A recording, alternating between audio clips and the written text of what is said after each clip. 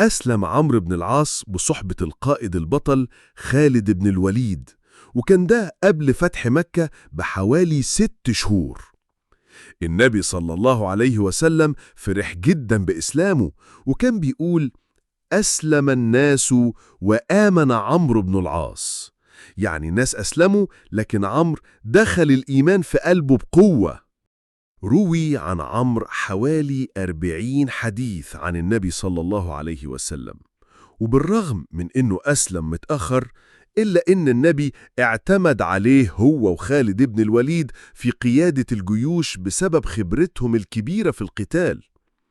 وكان عمرو بيقول: ما عدل بي رسول الله صلى الله عليه وسلم وبخالد بن الوليد أحدا من أصحابه في حربه منذ أسلمنا. يعني النبي اعتمد عليهم دايما في المعارك، ما خلهمش في الخلف أبدا.